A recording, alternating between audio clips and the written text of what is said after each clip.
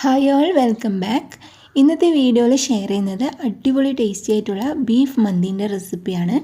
വളരെ പെട്ടെന്ന് തയ്യാറാക്കാൻ പറ്റുന്ന നല്ല മസാലയോട് കൂടിയിട്ടുള്ള അടിപൊളി ടേസ്റ്റി ആയിട്ടുള്ള ബീഫ് മന്തിയാണിത്. അപ്പോൾ നമുക്കിതെങ്ങനെ തയ്യാറാക്കുന്നതെന്ന് നോക്കാം. മന്തി ഉണ്ടാക്കാൻ വേണ്ടിയിട്ട് നമുക്ക് ആദ്യം തന്നെ വേണ്ടത് മന്തി റൈസാണ്. ഞാനിപ്പോൾ ഗോൾഡൻ കളറിലുള്ള സല്ല റൈസാണ് എടുത്തത്. ഇതിൻ്റെ തന്നെ വൈറ്റ് കളറും വരുന്നുണ്ട്, അത് വേണമെങ്കിൽ അതും എടുക്കാം കേട്ടോ. അതല്ലെങ്കിൽ നിങ്ങൾക്ക് ബസുമതി റൈസ് വെച്ചിട്ടും ഉണ്ടാക്കാം. അപ്പോൾ ഇതാകുമ്പോൾ കുറച്ച് വേവ് കൂടുതലാണ്, പക്ഷേ നല്ല അടിപൊളിയായിട്ട് നമുക്ക് കിട്ടും. അപ്പോൾ ഞാൻ ഈ ഒരു റൈസ് വെച്ചിട്ടാണ് മന്തി ഉണ്ടാക്കൽ. അപ്പോൾ ആദ്യം നമുക്ക് ഇത് കുതിരാൻ വേണ്ടിയിട്ട് വെക്കണം. അപ്പോൾ ഇതിൽ നല്ലോണം വെള്ളം ഒഴിച്ചിട്ട് നമുക്ക് ഒരു അരമണിക്കൂർ കുതിരാൻ വേണ്ടിയിട്ട് വെക്കാം. 1 കിലോ ബീഫ് മന്തിൻ്റെ റെസിപ്പിയാണ് ഇന്ന് കാണിക്കുന്നത്. അപ്പോൾ അതിന് നമുക്ക് 1 കിലോ റൈസും 1 കിലോ ബീഫുമാണ് വേണ്ടത്. ഇനി നമുക്ക് മന്തി മസാല റെഡിയാക്കാൻ വേണ്ടിയിട്ട് ആദ്യം തന്നെ ഒരു പാനിലേക്ക് 1 ടേബിൾ സ്പൂണ് മല്ലിപ്പൊടിയും 1 ടേബിൾ സ്പൂണ് മുളക് പൊടി ഇട്ട് കൊടുക്കാം. എന്നിട്ട് ഇതിലേക്ക് 1 ടീസ്പൂണ് പെരിഞ്ജീരകം പൊടിച്ചതും 1 ടീസ്പൂണ് ചെറിയ ജീരകം പൊടിച്ചതും 1 ടീസ്പൂണ് മസാലപ്പൊടിയും ചേർത്ത് കൊടുക്കാം. ഇനി നമുക്ക് 2 ടീസ്പൂണ് കുരുമുളക് ഇതുപോലെ ക്രഷ് ചെയ്തിട്ട് ഇതിലേക്ക് ഇട്ട് കൊടുക്കുക. എന്നിട്ട് ഇത് ചെറുതായിട്ട് ഇതൊന്ന് വറുത്തെടുക്കണം. മസാലകൾ നമ്മൾ ഇടുന്ന സമയത്ത് ഫ്ലെയിം ഓൺ ആക്കരുത് കേട്ടോ. എല്ലാ മസാലയും ഇട്ടതിന് ശേഷം മാത്രം ഫ്ലെയിം ഓൺ ആക്കിയാൽ മതി. എന്നിട്ട് ലോ ഫ്ലെയിമിൽ വെച്ചിട്ട് കുറച്ച് സമയം ഇതുപോലെ ഒന്ന് വറുത്ത് കഴിയുമ്പോൾ നല്ലൊരു മണം വരാൻ തുടങ്ങും. ആ സമയത്ത് നമുക്ക് ഫ്ലെയിം ഓഫ് ആക്കി കൊടുക്കാം. അപ്പോൾ നമ്മുടെ മന്തി മസാല റെഡി ആയിട്ടുണ്ട്. ഇനി നമുക്കിത് ഫ്ലെയിം ഓഫാക്കി വെക്കാം. ഇത് 1 കിലോ ബീഫ് കട്ട് ചെയ്ത് കഴുകി വൃത്തിയാക്കിയിട്ട് വെള്ളം വാരാൻ വേണ്ടിയിട്ട് വെച്ചതാണ്. അത് നമുക്ക് ഇനി ഒരു പാത്രത്തിലേക്ക് ഇട്ട് കൊടുക്കുക. അതിലേക്ക് ആവശ്യത്തിനുള്ള ഉപ്പും പിന്നെ നമ്മൾ നേരത്തെ റെഡിയാക്കി വെച്ച മന്തി മസാലയിൽ അതിൽ നിന്ന് ഒരു 2.5 ടേബിൾ സ്പൂണ് ഇതിലേക്ക് ഇട്ട് കൊടുക്കാം. പിന്നെ നമുക്ക് 1 ടേബിൾ സ്പൂണ് വിനാഗിരി അതും കൂടി ഇതിലേക്ക് ഒഴിച്ചിട്ട് നമുക്കിത് നല്ലോണം കൈകൊണ്ട് മിക്സാക്കി കൊടുക്കണം. എന്നിട്ട് ഒരു അരമണിക്കൂറെങ്കിലും ഇത് റെസ്റ്റ് ചെയ്യാൻ വേണ്ടിയിട്ട് വെക്കാം. 1 മണിക്കൂർ വെക്കുകയാണെങ്കിൽ അത്രയും നല്ലത്, അല്ലെങ്കിൽ ഒരു അരമണിക്കൂറെങ്കിലും റെസ്റ്റ് ചെയ്യാൻ വേണ്ടിയിട്ട് നമുക്ക് മാറ്റി വെക്കാം.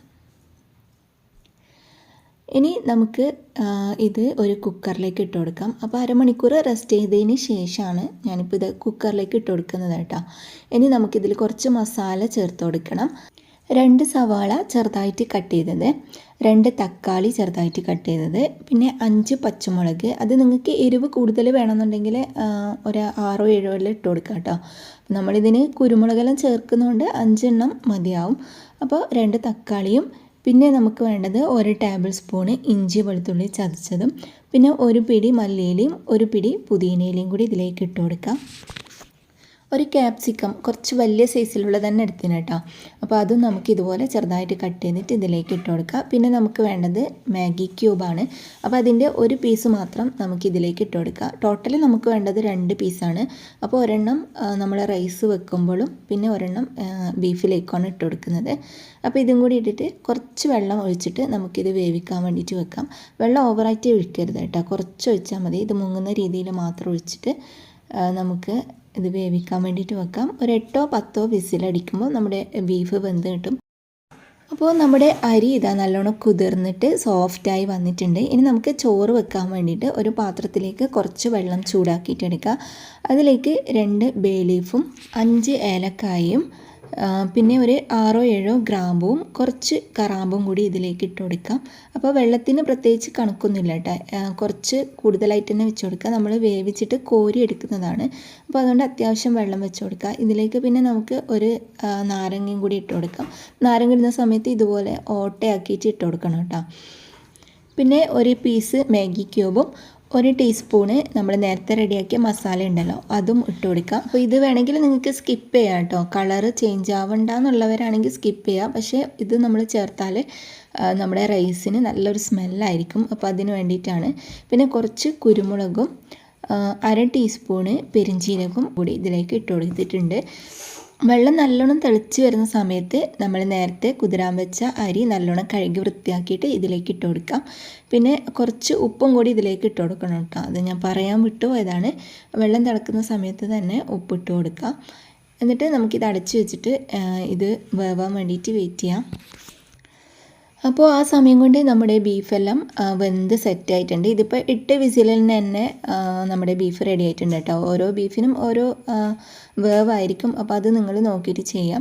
ഇനി നമുക്കിത് വറ്റിച്ചെടുക്കണം. അപ്പം നമ്മൾ സെറ്റ് ചെയ്യുന്ന പാത്രത്തിൽ വറ്റിച്ചെടുക്കുന്നതായിരിക്കും നല്ലത്. അപ്പോൾ ഞാൻ ഈ ഒരു പാത്രത്തിലാണ് സെറ്റ് ചെയ്യാമെന്ന് വിചാരിക്കുന്നത്. അപ്പോൾ ആ പാത്രത്തിൽ തന്നെ ബീഫ് വറ്റിച്ചെടുത്തിട്ടുണ്ട്.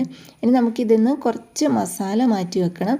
പിന്നെ കുറച്ച് ഒരു 3-4 പീസും കൂടി മാറ്റി വെക്കുന്നുണ്ട്, ചോറിൻ്റെ മുകളിൽ വെക്കാൻ വേണ്ടിയിട്ടാണ്. അപ്പോൾ അതെല്ലാം മാറ്റിയതിന് ശേഷം നമുക്കിതിൻ്റെ മുകളിൽ റൈസ് ഇട്ട് കൊടുക്കണം. റൈസ് ഒരു 3/4 വേവ് വെന്ത് കഴിയുമ്പോൾ നമുക്ക് ഇതിന്ന് കോരി മാറ്റാം. എന്നിട്ട് ഇതിൻ്റെ വെള്ളം വാരാനായിട്ട് വെക്കണം. വെള്ളമൊക്കെ വാർന്നതിന് ശേഷം നമ്മൾ നേരത്തെ എടുത്ത് വെച്ച മസാല ഉണ്ടല്ലോ, അതിൻ്റെ മുകളിൽ നമുക്ക് റൈസ് ഇട്ട് കൊടുക്കാം. റൈസ് എല്ലാം ഇട്ട് കൊടുത്തതിന് ശേഷം നമുക്ക് 1 സ്പൂണ് മസാല ഇതിൻ്റെ മുകളിലേക്ക് ഇട്ട് കൊടുക്കാം. പിന്നെ നമ്മൾ നേരത്തെ എടുത്തു വെച്ച ആ ഒരു ഗ്രേവി ഉണ്ടല്ലോ, അതും ഇതിൻ്റെ മുകളിലേക്ക് ഇട്ട് കൊടുക്കാം. പിന്നെ കുറച്ച് ഫുഡ് കളറും കൂടി ഇതിലേക്ക് ഇട്ട് കൊടുക്കുന്നുണ്ട്. അപ്പോൾ അത് നിങ്ങൾ വേണമെങ്കിൽ മാത്രം ചേർത്ത് കൊടുത്താൽ മതി, അത് ഓപ്ഷണലാണ്. ചിലർക്ക് ഫുഡ് കളർ ചേർക്കുന്നത് ഇഷ്ടമല്ല, അപ്പം അങ്ങനത്തെ അത് സ്കിപ്പ് ചെയ്യാം. അല്ലാത്തവർക്ക് ഇതുപോലെ ഫുഡ് കളർ ചേർത്ത് കൊടുക്കാം. ഇനി നമ്മൾ മാറ്റി വെച്ച ബീഫെല്ലാം ഇതിൻ്റെ മുകളിലേക്ക് വെച്ച് കൊടുക്കാം. എന്നിട്ട് ഇതിൻ്റെ സൈഡിലായിട്ട് ഞാനിത് കുറച്ച് കനൽ ഒരു പാത്രത്തിലേക്ക് ആക്കിയിട്ടുണ്ട്. അത് നമുക്കിതിൻ്റെ സെൻട്രലായിട്ട് വെച്ച് കൊടുത്തിട്ട് അതിൽ കുറച്ച് ഓയിൽ ഒഴിച്ചിട്ട് അടുപ്പിലേക്ക് വെച്ച് കൊടുക്കാം. ലോ ഫ്ലെയിമിൽ ഒരു 5-10 മിനിറ്റ് മാത്രം വെച്ചാൽ മതി. ഒരു 10 മിനിറ്റ് വെച്ചാൽ മന്തി നല്ല അടിപൊളിയായിട്ട് സെറ്റായിട്ട് കിട്ടും, നല്ല മണമൊക്കെ വരാൻ തുടങ്ങും. അപ്പോൾ ആദ്യം ഇനി നമ്മൾ ചെയ്യേണ്ടത് ഈ കനൽ മാറ്റി വെക്കാം, പിന്നെ ബീഫെല്ലാം മാറ്റി വെക്കാം.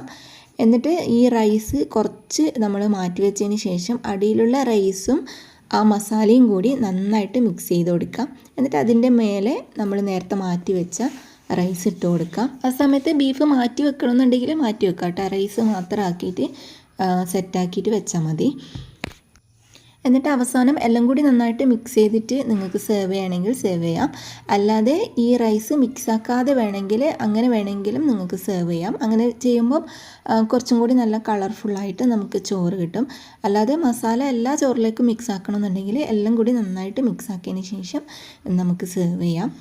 അപ്പോൾ ഇതാ നമ്മുടെ അടിപൊളിയായിട്ടുള്ള ബീഫ് മന്തി റെഡി ആയിട്ടുണ്ട്. ഒരു രക്ഷയില്ലാത്ത ടേസ്റ്റാണ്, കിഡിലൻ ടേസ്റ്റാണ്. നിങ്ങൾ ഒരു പ്രാവശ്യമെങ്കിലും ഇതുപോലെ ഉണ്ടാക്കി നോക്കണം. മാത്രമല്ല നമുക്ക് ഒരു അരമണിക്കൂർ കൊണ്ട് തന്നെ ഈ മന്തി റെഡിയാക്കി എടുക്കാനും പറ്റും. പിന്നെ ബീഫ് നിങ്ങളുടെ ഇഷ്ടത്തിന് സൈസാക്കാം കേട്ടോ. വലിയ സൈസിൽ വേണമെന്നുണ്ടെങ്കിൽ അങ്ങനെ സൈസാക്കിയിട്ടും നിങ്ങൾക്ക് ചെയ്യാം. അപ്പോൾ ഇന്നത്തെ റെസിപ്പി നിങ്ങൾക്ക് എല്ലാവർക്കും ഇഷ്ടപ്പെട്ടു എന്ന് വിചാരിക്കുന്നു. എന്തെങ്കിലും ഡൗട്ട് ഉണ്ടെങ്കിൽ നിങ്ങൾക്ക് കമൻറ്റിലൂടെ ചോദിക്കാവുന്നതാണ്. വീഡിയോ ഇഷ്ടപ്പെട്ടാൽ മറക്കാതെ ലൈക്കും ഷെയറും ചെയ്യുക. സബ്സ്ക്രൈബ് ചെയ്യാതെ കാണുന്നവരാണെങ്കിൽ സബ്സ്ക്രൈബ് ചെയ്ത് സപ്പോർട്ടും കൂടി ചെയ്യുക. അപ്പോൾ നല്ലൊരു വീഡിയോ ആയിട്ട് നമുക്ക് വീണ്ടും കാണാം.